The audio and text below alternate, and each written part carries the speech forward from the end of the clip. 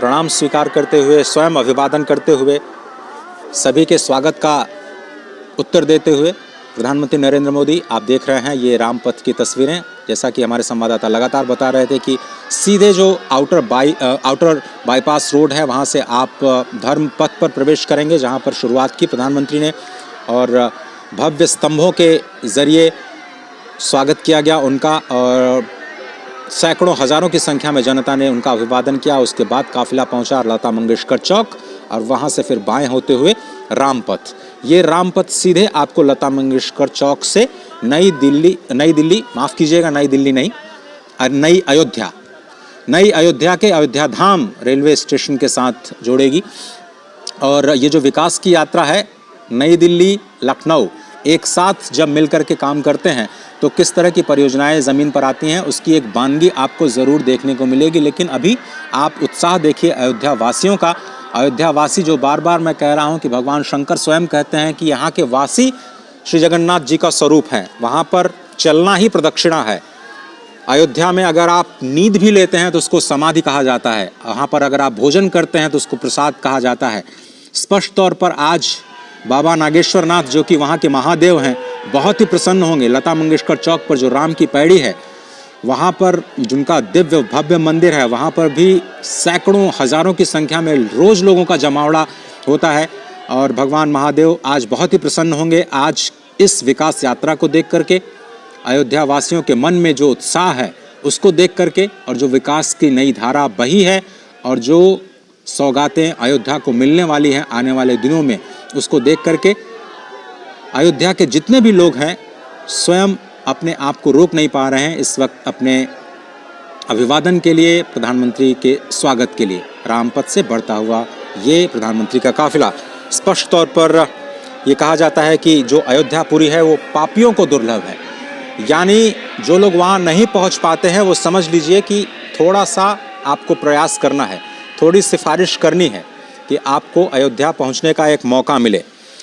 अयोध्या में मां सरयू जब आपने देखा कि धर्मपथ से जाते हुए वो राम कथा पार्क के पास पहुंचे, लता मंगेशकर चौक, बिल्कुल वहां से 100 से 150 मीटर दूरी पर मां सरयू बहती हैं। और मां सरयू के तट पर अयोध्या की अगर हम बात किए जाए तो अयोध्या का पूरा जो विस्तार है वो 12 योजन यानी 144 किलोमीटर लंबा और 3 योजन यानी 36 किलोमीटर चौड़ा, ये स्कंद पुराण में अयोध्या की गति और स्थिति बताई गई है। मिथिला से संबंध रखने वाले हमारे संवाददाता राजेश राज से हम बात कर रहे थे और बार बार उनका ध्यान आता है तो मैं मिथिला पहुंच जाता हूं, क्योंकि मिथिला के ही पूरी पीठाधीश्वर वो बार बार ये कहते हैं कि भारत विश्व का हृदय है। और विश्व जब हम कहते हैं तो विश्व शब्द का अर्थ केवल ये वास्तविक दुनिया जो हम आज देख पाते हैं 183 देशों की, वो दुनिया हमारे संस्कारों में, हमारी संस्कृति में विश्व नहीं है, बल्कि विश्व का जो मतलब है, जो अर्थ है, वो विष्णु सहस्त्र नाम में पहला ही नाम भगवान विष्णु का विश्व है। और अनंत अनंत ब्रह्मांड उस विश्व में, उस विश्व शब्द में समा जाते हैं। और जब हम कहते हैं कि भारत विश्व गुरु है तो जो लोग ये समझते हैं नहीं हैं या फिर इस शब्द का अर्थ नहीं समझते हैं, वो इस बात को समझते नहीं हैं कि भारत भा यानी ज्ञान की धरती है और भारत की धरती से ही विश्व गुरु बनने का सपना साकार हो सकता है, हो रहा है और होगा, इसमें कोई शक नहीं है। क्योंकि अनंत अनंत ब्रह्मांड की गति और मति को हमारे ही शास्त्रों और जो संस्कारों हैं उससे समझने की, भगवान राम के स्वयं जीवन से समझने की जो प्रेरणा मिलती है वो स्पष्ट तौर पर दिखाई देती है। मुझे लगता है कि ये काफिला धीरे धीरे उस स्थान तक पहुंच चुका है जिसे अब अयोध्या धाम रेलवे स्टेशन के बिल्कुल करीब समझा जा सकता है। संवाददाता राजेश राज बता रहे थे कि आप रेलवे स्टेशन के परकोटे पर यानी उस शिखर पर पहुंच करके बहुत सारे मंदिरों के शिखर का भी दर्शन कर सकते हैं। वहां पे फूड प्लाजा में व्यंजनों का आनंद ले सकते हैं, प्रतीक्षालय में जाकर के आराम कर सकते हैं और वहां से बिल्कुल पैदल यात्रा करते हुए श्री हनुमानगढ़ी के दर्शन के लिए जा सकते हैं, भगवान श्री राम के दर्शन के लिए जा सकते हैं। तो जिस तरह से मैं बता रहा था कि भगवान ये जो भारत है पूरे विश्व का हृदय है, उसी तरह से ये अयोध्या कहा जाता है वैकुंठ का हृदय है। और स्वयं जो स्वयंभू मनु हैं उन्होंने भगवान से प्रार्थना करके वैकुंठ से पहले अयोध्या को लेकर के आए। लेकिन जब अयोध्या यहाँ पहुंची तो इस धरा में, इस धरती में उतनी सामर्थ्य नहीं थी कि इस नगरी को अपने ऊपर स्थापित कर पाए। भगवान शंकर की नगरी काशी जिस तरह से उनके त्रिशूल पे बसी है, तो भगवान विष्णु को अपने चक्र को पहले भेजना पड़ा इस अद्भुत अलौकिक नगरी को स्थान देने के लिए। भगवान सुदर्शन चक्र सबसे पहले यहाँ आए और जैसा कि मैं आपको बता रहा था कि 12 योजन लंबी यानी 144 किलोमीटर लंबी, 36 किलोमीटर चौड़ी अयोध्या की धरती को भगवान सुदर्शन चक्र ने अपने ऊपर स्थापित किया। और आज भी माना जाता है कि ये मत्स्याकार जो अयोध्या की परिसीमा है, गुप्तार घाट से लेकर के आज जो नया घाट जिसकी हम बात करते हैं, ये तो बहुत छोटी सीमा है, लेकिन आप 144 केंद्र अगर आप उस राम जन्मभूमि को मान लें तो 144 किलोमीटर का दायरा आप अयोध्या को मान सकते हैं स्कंद पुराण के आधार पर। और उसी अयोध्या को पुनर्विकसित करने का, विकास के साथ साथ विरासत को संभालने का ये प्रण जो हमने विकसित भारत को बनाने के साथ में लिया है कि हमें अपनी विरासत का सम्मान करना है, उसका संरक्षण करना है, उसके निर्माण के लिए ये प्रयास लगातार निरंतर जारी है और आज का दिन बेहद अहम।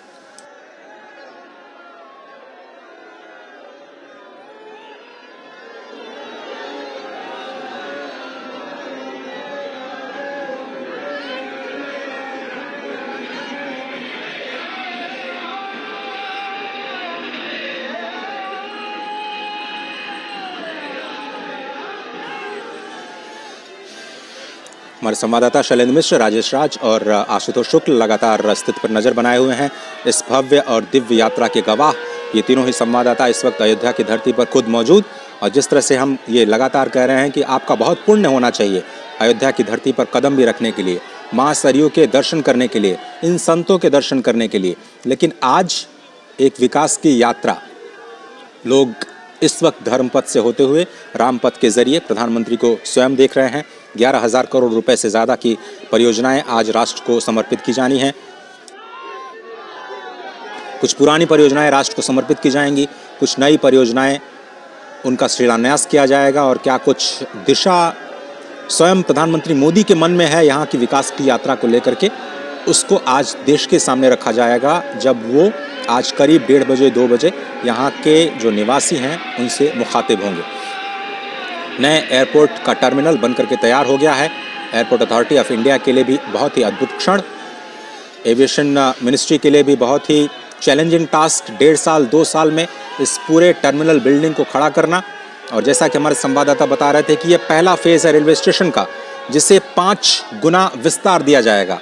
20,000 यात्रियों की जो क्षमता है उसको बढ़ा करके 1 लाख यात्रियों तक करने की योजना सरकार की बन चुकी है, रेलवेज की बन चुकी है। उसी तरह से एविएशन मंत्रालय की जो योजना है वो मौजूदा टर्मिनल के पहले फेज को जब दूसरे फेज में विस्तार दिया जाएगा तो उसका आकार 10 गुना करने की है। आप ये समझिए कि हर रोज 1 से 1.5 लाख लोग अयोध्या की धरती पर आएंगे रामलला के दर्शन करने के लिए। इतनी बड़ी संख्या में लोगों का स्वागत करना, लोगों की रहने की व्यवस्था करना, लोगों के जो मूलभूत सुविधाएं हैं, पानी की, ठहरने की, रहने की, भोजन की, प्रसाद की, जो स्वच्छता के कार्यक्रम किए जाने हैं उसकी, उन सब की व्यवस्था करना यहाँ के अयोध्या नगर निगम के लिए कितनी बड़ी चुनौती रहा होगा। लेकिन इसको नई अयोध्या के निर्माण में इन सभी कारकों का ख्याल रखा जा रहा है। स्पष्ट तौर पर जो नई अयोध्या का निर्माण किया जा रहा है उसमें डेडिकेटेड जो सीवर लाइन है, उसके साथ साथ जो ग्रीन टर्मिनल्स या ग्रीन जो टेक्नोलॉजी का इस्तेमाल किया जा रहा है कि कम से कम पॉल्यूशन के साथ में, कम से कम प्रदूषण के साथ में जो निर्माण कार्य हैं उसको अंजाम दिया जाए। बिल्डिंग्स जो बनाई जा रही हैं, चाहे वो रेलवे स्टेशन की बिल्डिंग हो या फिर एयरपोर्ट टर्मिनल की बिल्डिंग हो, उसको कैसे ग्रीन टेक्नोलॉजी के ज़रिए, नई हरित टेक्नोलॉजी के ज़रिए कम से कम प्रदूषण के साथ बनाया जाए, कम से कम समय में बनाया जाए, ये एक इसका ख्याल रखने की पूरी कोशिश की गई। और लगातार फिर से हम वही आपको समझाने की कोशिश, बताने की कोशिश कि कैसे भारत विरासत को और विकास को एक साथ लेकर के चलने का भरसक प्रयास कर रहा है। और ये अयोध्या की धरती से अब जो नई विकास की यात्रा निकली है वो देश को विकसित बनाने में एक महत्वपूर्ण भूमिका अदा करेगी, इसमें कोई दो राय नहीं। क्योंकि अब जनता, खास तौर पर युवाओं का जो आकर्षण है इन नई आधारभूत संरचनाओं के जरिए जो पूरी दुनिया को आकृष्ट करने का, भगवान राम के धाम में आकृष्ट करने का जो प्रयास उसकी शुरुआत हुई है, वो एक अनोखी पहल कही जा सकती है अयोध्या के विकास के लिए। आशुतोष शुक्ल, क्या आप मेरे साथ हैं? बिल्कुल अजय मैं सुन रहा हूँ। तो इस विकास यात्रा को अब आपके जरिए हम आगे बढ़ाते हैं और समझने की कोशिश करते हैं कि ये जो यात्रा है, विकास की यात्रा, अब यहाँ से आगे और कौन से पड़ाव तय करने जा रही है? बिल्कुल अजय, जिस तरीके से ये विकास की यात्रा है, इसका पड़ाव जो है वो इसका आखिरी कोई छोर नहीं होता है। विकास की यात्रा में अगर आप केवल मूलभूत सुविधाओं या संरचनाओं के विकास को विकास मानते हैं तो वह संपूर्ण विकास नहीं है। विकास में व्यक्तित्व का विकास, मानवता का विकास, समाज का विकास, निर्माण, ये सारी चीजें भी जुड़ती हैं। और यही कारण है कि जब सत्ता का निर्माण होता है, किसी देश का निर्माण होता है, तो उसके पीछे एक वैचारिक अवधारणा होती है। और उसी वैचारिक अवधारणा को सामने रखते हुए कहीं न कहीं अयोध्या में जो विकास का कार्य चल रहा है, या फिर राम मंदिर का निर्माण चल रहा है, या जो यहाँ की धार्मिक आस्था लोगों में है, उसके अनुरूप जो है यहाँ पर लोगों को आर्थिक विकास और धार्मिक रूप से सजगता जो है, धर्म पथ पर चलने की जो प्रेरणा है, उस प्रेरणा के साथ जो है आर्थिक विकास में कहीं न कहीं भागीदारी हो, इसी कल्पना के साथ अयोध्या को विकसित किया जा रहा है। अजय, बिल्कुल सही कहा आपने। और धर्म पथ से लता मंगेशकर चौक से रेलवे स्टेशन की दूरी कितनी है आशुतोष जी? अगर आप पैदल चलते हैं तो तीर्थयात्रियों को कितना समय लग सकता है और वहां पर क्या क्या सुविधाएं हैं, अगर आपने जायजा लिया हो तो? देखिए, धर्म पथ से अगर लता मंगेशकर चौराहे की दूरी अगर हम रेलवे स्टेशन हैं, और अगर हम संपूर्ण पथ की बात अगर करते हैं, संपूर्ण पथ जिसमें जो है राम जन्मभूमि स्थान, हनुमान मंदिर, कनक भवन, या राम की पैड़ी, या लता चौराहा, और या फिर रेलवे स्टेशन, ये सारी चीजें जो है अयोध्या की कुल जमा 5 किलोमीटर की परिधि में पूरी होती है। जो बाकी डिस्टेंस होता है, आमतौर पर जो यहाँ पर धर्मार्थी आते हैं दर्शन करने के लिए, वो सरयू में स्नान करते हैं, पैदल हनुमानगढ़ी में दर्शन करते हैं, रामलला के दर्शन करते हैं, और उसके बाद वो अपने स्थान कर जाते हैं। अयोध्या क्षेत्रफल में छोटी है, लेकिन बहुत ही खूबसूरत ढंग से इसका डेवलपमेंट किया जा रहा है। जो कुछ भी इसकी भौतिक आधारभूत संरचना में विकास किया जा रहा है, वो अयोध्या की जो पौराणिकता थी उसको सुरक्षित रखते हुए अयोध्या के बाहर के इलाकों में की जा रही थी। जो रामचरितमानस में अयोध्या के बारे में वर्णन है, या पुराने समय से अयोध्या चली आ रही है, समग्र जो है नगर निगम का और सरकार का, दोनों का यही है कि उस पौराणिकता आध्यात्मिकता के साथ जो है अयोध्या को जोड़े रखा जाए और साथ में निर्माण का काम होता रहे। मुझे थोड़ा सा अयोध्या नगर निगम के जो फोकस है उसके बारे में भी थोड़ा सा बताइए आशुतोष, की कैसे उन्होंने चुनौतियों का सामना करते हुए इस नई अयोध्या का निर्माण किया और कितना बदलाव आया है वहाँ के जो अयोध्या वासी हैं इस नए आधुनिक सुविधाएं आने के बाद। देखिए अजय, वास्तव में आपको किया है कि बदलाव लाना एक बहुत बड़ी चुनौती होती है। जो व्यक्ति पीढ़ियों से अपनी दुकान लगा करके और काम काज पर बैठा था, वह एक साथ सज्जा दुकान में चला जाए, इसके लिए जो है समझा पाना ये भी एक बड़ी चीज होती है। और इसके लिए कहीं न कहीं सामाजिक रूप से जब लोगों का जुड़ाव होता है, चाहे वो नगर पालिका के महापौर हो या सरकार इन्हीं अपने प्रतिनिधि के माध्यम से जनता से जुड़ती है, अपनी मंशा व्यक्त करती है। और धीरे धीरे जब स्थिति अयोध्या में शुरू हुई तो पहले लोगों को लगा कि उनका रोजगार चला जा सकता है, उनके आर्थिक जीवन में कमी आ सकती है। लेकिन जब पुनर्निर्माण का दौर शुरू हुआ और उन्होंने देखा सात सज्जा से युक्त अयोध्या में धर्मार्थियों का भी संख्या बढ़ी है, उनका जो है बिक्री बढ़ी है, उनका उत्पादन बढ़ा है, तो निश्चित रूप से जो है उन्हें संतोष प्राप्त हो रहा है। और आज तमाम सारे जो आधारभूत संरचनाएं सरकार यहाँ पर चला रही है, लोग उसमें सहभागी होकर के उसके निर्माण में अपनी सहायता प्रदान कर रहे हैं। अजय, बिल्कुल सही कहा आपने। और ये जो तस्वीरें हम दिखाने का प्रयास कर रहे हैं अपने दर्शकों को, स्पष्ट तौर पर आज पदार्पण हुआ प्रधानमंत्री नरेंद्र मोदी का अयोध्या की धरती पर, और नए साल का तोहफा, इंतज़ार, प्रतीक्षा जनता जनार्दन की कि क्या कुछ नई घोषणाएं, नई सौगातें आज अयोध्या को मिल सकती हैं। 11,000 करोड़ से ज़्यादा के परियोजनाओं का शिलान्यास और लोकार्पण किया जाना है। आज अंतर्राष्ट्रीय एयरपोर्ट जो कि पहली बार अयोध्या में बन करके तैयार हुआ। और उत्तर प्रदेश का देखिए 6 से ज़्यादा इंटरनेशनल एयरपोर्ट्स, गोरखपुर के साथ में ही वाराणसी के बाद आप थोड़ा सा रुख करिए तो अयोध्या के बाद लखनऊ के बाद एशिया का सबसे बड़ा एयरपोर्ट जेवर में बन करके तैयार होगा। तो आप समझिए कि उत्तर प्रदेश की जो अर्थव्यवस्था है उसको किस तरह से गति देने की कोशिश की जा रही है। और प्रधानमंत्री इस बात को समझते हैं कि जिस तरह से उन्होंने गुजरात में विकास का कार्य किया और विकास के कार्यों को आगे बढ़ाया और उसका देश की जीडीपी में किस तरह से 11-12% के ग्रोथ के साथ एक ज़बरदस्त योगदान देखा गया, जबकि वहाँ की आबादी सिर्फ 6 करोड़ के आसपास है। अगर उसके 5 गुने या उससे थोड़ा सा ज़्यादा अगर जनता तक विकास के कार्य उत्तर प्रदेश में पहुंचाए जाएं तो उसका मल्टीप्लायर इम्पैक्ट बहुत ज़बरदस्त हो सकता है। और अर्थव्यवस्था में मल्टीप्लायर इम्पैक्ट को बहुत ही अच्छे तरीके से इस्तेमाल किया जाता है कि आप आधारभूत संरचना का विकास कीजिए तो जितना आप इन्वेस्टमेंट करते हैं, 1 रुपया लगाते हैं तो 1.5 रुपया वहाँ की स्थानीय जीडीपी में उसका योगदान बढ़ता है। तो अगर आप उत्तर प्रदेश की अर्थव्यवस्था को $1 ट्रिलियन तक लेकर के जाने का प्रयास करते हैं, जो कि $5 ट्रिलियन इकॉनमी एक बहुत बड़ा योगदान कहा जा सकता है, तो उसमें आज जो निवेश किया जा रहा है 250 से ज़्यादा परियोजनाओं के जरिए, करीब 30,000 करोड़ रुपए की परियोजनाओं के जरिए केंद्र और राज्य की सभी परियोजनाओं को अगर आप मिला लें तो आंकड़ा और भी बढ़ सकता है। लेकिन अभी जो लेटेस्ट आंकड़े हमारे पास हैं उसके मुताबिक 30,000 करोड़ रुपए का जो घोषणा मुख्यमंत्री योगी आदित्यनाथ ने की थी। और साथ ही साथ आपको याद होगा कि यूपी इन्वेस्टर्स समिट जो कि इसी साल 2023 में किया गया, उसमें 35 लाख करोड़ रुपए के निवेश के प्रस्ताव जो उत्तर प्रदेश को मिले, उसमें अयोध्या के विकास कार्य से भी जुड़े कुछ परियोजनाएं हैं जिनका जिक्र उस वक्त किया गया था।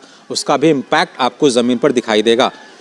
मौका तो है श्री राम लला के विराजमान होने का, 22 जनवरी का सभी को इंतजार था, लेकिन उससे पहले नए साल का बोनस अयोध्या वासियों और अयोध्या के आसपास के जनपद निवासियों को आज प्रधानमंत्री ने दे दी है। किसी को उम्मीद नहीं थी कि आज वो एक रोड शो के बाद जो वहाँ का नया रेलवे स्टेशन है जिसका नाम बदल करके अब अयोध्या धाम कर दिया गया है, क्योंकि वहाँ से जो दूरी है रेलवे स्टेशन की, केवल रेलवे स्टेशन से मुख्य राम मंदिर की केवल 3 से 3.5 किलोमीटर। अश्विनी मिश्र हमारे साथ जुड़ चुके हैं। अश्विनी जी, क्या कहेंगे इस यात्रा को, इस विकास की नई यात्रा को जो आज धर्मपथ से होते हुए, रामपथ से होते हुए अब नए निर्माण के जो कहा जाए कि नई अयोध्या का रेलवे स्टेशन है वहां तक जा रही है, इस यात्रा को कैसे परिभाषित करेंगे आप? निश्चित तौर से अजय अगर देखें तो यही कहा जा सकता है कि प्रवेश नगर कीजिए सब काजा, हृदय राखी कौशलपुर राजा। आज वो क्षण है जब अयोध्या का जो वैधव्य था, अयोध्या का जो वैराग्य था, उसका श्रृंगार पूरी दुनिया देख रही है। किस तरीके से अयोध्या में ही भगवान श्री राम का वनवास था वो समाप्त होने के कगार पर है। जब वो भव्य दिव्य मंदिर में उनकी प्राण प्रतिष्ठा होगी भगवान श्री राम लला के बाल रूप की, उससे पहले प्रधानमंत्री नरेंद्र मोदी का यहाँ पहुंचना ये बताता है कि किस तरीके से सदियों की जो जनाकांक्षा है वो आकार लेते हुए अयोध्या के भव्य दिव्य नव्य स्वरूप को देख रही है। रामपथ आप जिसका जिक्र कर रहे हैं, रामपथ ये पूरा का पूरा श्रृंगार हाट फैजाबाद और अयोध्या को जोड़ने वाली जो मुख्य सड़क थी उसको विस्तारित किया गया है। पतली सकड़ी सी सड़क होती थी जिस पर प्रधानमंत्री जी चल रहे हैं, एक तरफ की एक ही लेन बराबर वो सड़क थी जिसको बढ़ाकर डबल किया गया है। आसपास के पूरे सड़कों का विस्तार किया गया है। रामपथ, भक्तिपथ, धर्मपथ और श्री राम जन्मपथ, ये 4 पथ बनाए गए हैं। और आज जो प्रधानमंत्री हजारों करोड़ की योजनाओं